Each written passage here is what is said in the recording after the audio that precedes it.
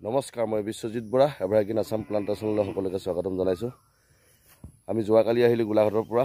আমাৰ চৰাইদেউত এটা অৰ্ডাৰ আছিল, আপোনাৰ ৰঙা চন্দন আৰু বগা চন্দন প্লাণ্ট আপোনাৰ 400 জোপা এটা অৰ্ডাৰ আছিল ইয়াতে। বাকী 130 টকা ৰেটত আমি ৰুই দিয়া দায়িত্ব ল'লোঁ। আগতে যেনেকৈ বেলেগ বাৰীত তেনেকৈ আমি ৰুই দিয়া দায়িত্বটো লওঁ, আপোনালোকে নিশ্চয় দেখিছেই ভিডিঅ'বিলাকত। এইটো আমি ঠিক তেনেকৈ 130 টকাত আমি ৰুই দিয়া দায়িত্ব ল'লোঁ। এতিয়া দাদাজনৰ বাৰীত আছোঁ বৰ্তমান। কালি আহি পালোহি, আমি কালি আহি থাকিলোঁ, থাকি মেলি এতিয়া দাদাজনৰ বাৰীতে আপোনাৰ সেই চাফা চিকুণ কৰা হৈছে। এইবিলাক দেখিছে আপোনাৰ বাঁহ কাটি আছে, এইবিলাক বাঁহ কাটি আছে, আপোনাৰ বাঁহ চাহ কাটি মেলি মানে খুঁটিবিলাক বনাব লাগিব। আগতে ভিতৰত যেনেকৈ দেখাইছিলোঁ এইবিলাক অলপ চফা কৰিবলৈ লগাই আছোঁ। আপোনাৰ খুঁটি চুটি মাৰি মেলি বস্তুটো মানে এনেকুৱা হ'ব, আপোনালোকক দেখাইছোঁ মই। এইবিলাক দেখিছে নহয়, চাচি দেখিছে? এই চাচিখিনি আপোনাৰ মাজে মাজে দিয়া হ'ব, আপোনাৰ সাঁচি মাজে মাজে দিয়া হ'ব চন্দনৰ পুলি। এইখিনিতো আপোনাৰ গোটেই চাচি আছে, আপোনাৰ এই মাজৰ গলিটো এটা দিয়া হ'ব এনেকৈ চাইডত। এইবিলাক চাচি এজোপা, চন্দন এজোপা, চাচি এজোপা, চন্দন এজোপা, এইফালে দেখুৱাই দিয়া। কাৰণ এইখন বাৰীত মানে দাদাজন আপোনাৰ পুলিচত চাকৰি কৰিছিলে, ৰিটায়াৰ্ড হয়। আপোনাৰ চাচিটো কিমান মূল্যৱান আপোনালোকে জানেই, লগতে এতিয়া চন্দনটো তেওঁ যোগাযোগ কৰি চন্দনটো আমাৰ পৰা লৈছে। একচুৱেলি আপোনালোকৰ যদি এনেকুৱা চন্দন বাগান কাৰোবাৰ কৰিবলৈ মন আছে, আমাৰ লগত যোগাযোগত থাকিব, ডিছক্ৰিপশ্যনত নাম্বাৰ দিয়া থাকিব। কাৰণ কেলৈ আজি দুনিয়াত এতিয়া এজোপা চাচি গছে কিমান লক্ষাধিক টকা দিয়ে আপোনালোকে সকলোৱে জানে। ঠিক তেনেকৈ আপোনালোকে যদি ৰঙা চন্দন বা বগা চন্দন যদি আপোনালোকে প্লান্টেশ্যন কৰে, আপুনি মিনিমাম 12ৰ পৰা আপোনাৰ 15 বছৰ বয়সত এজোপা চন্দনৰ পৰা আপুনি মিনিমাম 1 লাখ টকালৈকে আপুনি পাব পাৰে। কাৰণ কেলৈ এতিয়া আমাৰ মানুহবিলাকে ভয় খাই আছে, চন্দনৰ খেতি কৰিম হয়, কিন্তু চন্দনৰ মাৰ্কেটখন ক'ত পাম? কিন্তু এইটো আপোনালোকে কেতিয়াও ভুল নুবুজিব। চন্দনৰ মাৰ্কেটখন আমাৰ অসমত এভেইলেবল আছে। আৰু বৰ্তমান আমি লৈ আছোঁ বগা চন্দনটো, খালি ৰঙা চন্দনটো বিকিবলৈ কিছুমান পেপাৰ পত্ৰ যোগাৰ কৰিবলগীয়া হয়। কাৰণ অনাগত দিনত আপোনাৰ আৰু ধৰক সেইবিলাক হয় যে আপোনাৰ 10 বছৰ 12 বছৰৰ কথা, 10 বছৰ 12 বছৰত আপোনাৰ নিশ্চয় বস্তুটো অপেন হৈ যাব। আপোনালোকে কৰক, অসমৰ যিকোনো জেগাতে যদি আপোনালোকক চন্দন প্ৰয়োজন হয়, আমাক যোগাযোগ কৰিব। 130 টকাতে আমি প্ৰতিজন গৃহস্থৰ বাৰীত আমি সম্পূৰ্ণ পুলিটো নিজে ডেলিভাৰী কৰি আমি সম্পূৰ্ণ ৰুই থৈ আহিম 130 টকাতে।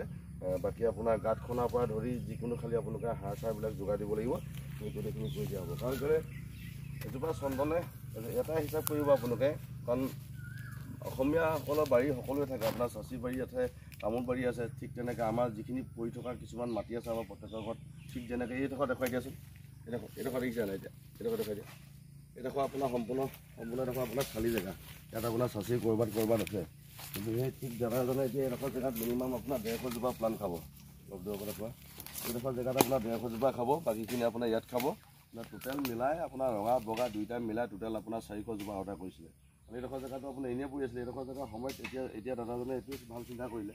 এতিয়া যদি আপোনাৰ মিনিমাম 100 জোপাই ধৰি ইয়াত 100 জোপা চন্দন ৰোপণ কৰি থৈ দিলে, মিনিমাম 10 বছৰ পিছত এজোপা চন্দনত মিনিমাম আপুনি 1 লাখ টকাকৈ ধৰক দেই। কাৰণ মিনিমাম আমি 20 কেজি ধৰিছোঁ এজোপা গছত। আপোনাৰ ধৰক 20 কেজি হ'লে 5000 টকাকৈ যদি পায়, এজোপা গছত যদি আপোনাৰ চন্দন 20 কেজি হয়, 20 কেজি হ'লে আপুনি 5000 টকাকৈ যদি ধৰে, 5 20 100, আপুনি 1 লাখ টকা এজোপা গছত আপুনি পাব পাৰে।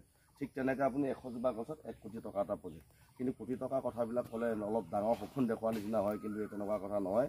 কাৰণ কেলৈ আপুনি 100% চিয়'ৰ পাবই, চন্দনৰ বজাৰখন বহুত ডাঙৰ আমাৰ অসমত, আমাৰ গোটেই ভাৰততে বিয়পি আছে। আপোনালোকে খালি কৰক, কৰ্মটো কৰক, ফলটো নিবিচাৰিব। আপোনালোকে মাৰ্কেটৰ কথা চিন্তা নকৰিব, মাৰ্কেট আমি দিম।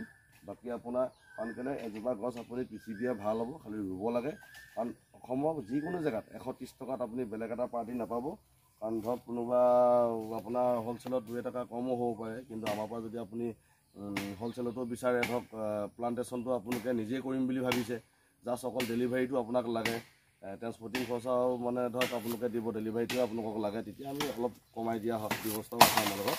মানে কেটেগৰী আপোনাৰ মিনিমাম 2-3টা কেটেগৰীত আমি চন্দনটো বিক্ৰী কৰোঁ। বাকী মেহগনি প্লান্টেশ্যন পাব, মেহগনিটো ধৰক আপোনাৰ সেইটো 2টা কেটেগৰীত বিকা হয়। আপোনাৰ ৰিপ্লেচমেণ্ট থাকিব 2 বছৰ 5 মাহ, তেতিয়া বেলেগ ৰেট হ'ব। যদি আপোনালোকৰ ৰিপ্লেচমেণ্ট নালাগে, তেতিয়া বা ৰুই দিব নালাগে, তেতিয়া বেলেগ ৰেট হ'ব। ঠিক চন্দনত ঠিক তেনেকুৱা আপোনাৰ 3টা কেটেগৰীত আমি বিকোঁ।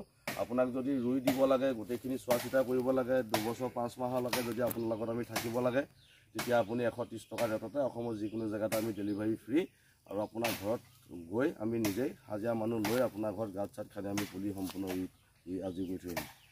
অৰ্ডাৰ কৰিব যিকোনো জেগাতে। এতিয়া এইডোখৰ হ'ল আপোনাৰ এতিয়া বিশেষকৈ আমাৰ কাম চলি আছে এইফালে আপোনাৰ বৰডুমচা বেঙেৰী বাকী ডিগবৈ এতিয়া বৰ্তমান আজি চৰাইদেউ ডিষ্ট্ৰিক্টৰ মঠুৱাপুৰ বুলি এখন গাঁৱত তাতে আমি প্লান্টেশ্যনটো কৰিছোঁ দাদাজনৰ নামটো একচুৱেলি পাহৰিলোঁ মই কি নাম আছিলে দাদাজনৰ ঐ জানদা দাদাজনৰ নামটো কি আছিলে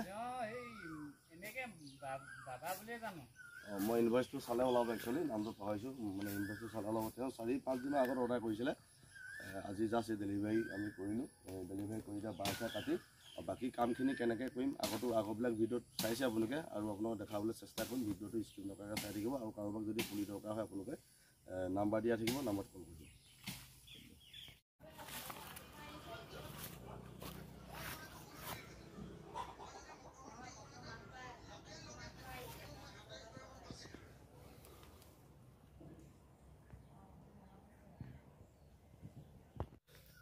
ইয়াৰ বাঁহ চাহ কাটি মেলি হৈছে আৰু এইবিলাক পিচ কৰি থকা হৈছে আজি কৰ্কখন নাহিলে দাহে কাটি দিছা ন হ'ব দিয়া দাহে ঠিক আছে এইবিলাক আমাৰ ভাইটিকা এইফালে আমাৰ জানদা এইফালে আমাৰ ইন্দ্ৰজিৎ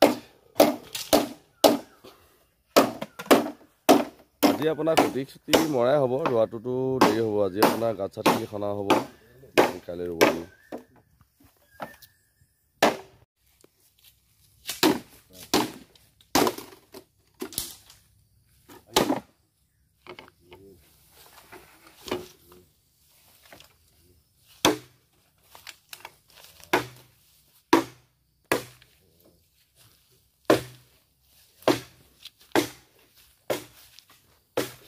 মৰিলে নেকি নহয়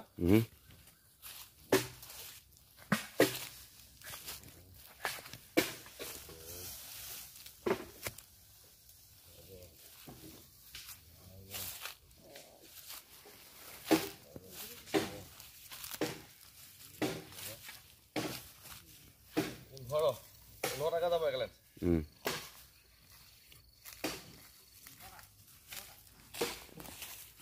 বন্ধুসকল ভিডিঅ'টো বেছি দীঘল নকৰোঁ ইমানখিনি আপোনালোকক বাকী দেখুৱালোঁ কামবিলাক চলিব আৰু বাকী পুলি চুলি ৰোৱা গোটেইখিনি কাম নেক্সটটো ভিডিঅ'ত আপোনালোকক দেখুৱাম বাকীটো নেক্সট ভিডিঅ'ত দেখুৱাম কাৰণ গোটেইখিনি এটা ভিডিঅ'ত দেখুৱাবলৈ হ'লে ভিডিঅ'টো বহুত দীঘল হৈ যায় এতিয়া এটা বাঁহ চাহ কাটিছোঁ আৰু এইটো মাৰিলোঁ আপোনাৰ লাইনটো চালোঁ আপোনাৰ এইটো এটা লাইনত আপোনাৰ 15 টাকাই গৈছে এটা লাইনত দেই এইটো আপোনাৰ এইটো এনেকৈ দীঘলকৈ গৈছে আপোনাৰ 15 টাকাকৈ আকৌ বাকী এইফালে আপোনাৰ সেইবোৰ চপতকৈ আছে এইটো আপোনাৰ চবতকৈ আকৌ নেক্সট লাইন হ'ব তাৰমানে এইডোখৰত আমি হিচাপত পাইছিলোঁ আপোনাৰ কিমান 180 পিচ ন এইটো জেগাত আপোনাৰ 180 পিচ হ'ব বাকীখিনি আপোনাৰ এইখন বাৰীত হ'ব সেই তেনেকৈ মানে খুঁটি মাৰি ৰছী মাৰি ৰুই যোৱা হ'ব এনেকৈ ৰুওঁ আমি পুলিবিলাক যাৰ ঘৰত হ'লেও প্ৰথমতে আপোনাৰ এইটো দিশটো চাই লওঁ দাদা যিজন মানে যাৰ প্লান্টেশ্যন মানে ঘৰত কৰিবলগীয়া থাকে গৃহস্থৰ ঘৰত বোলে দাদাজনে যদি গোটেই পুলি কিমান খায় মই ফাৰ্ষ্ট টাইম মিটাৰ চিটাৰ মাৰি বস্তুটো চাই লওঁ বোলে চবতকৈ আপোনাৰ এইফালে চপত কিমানটা পুলি খাব আমি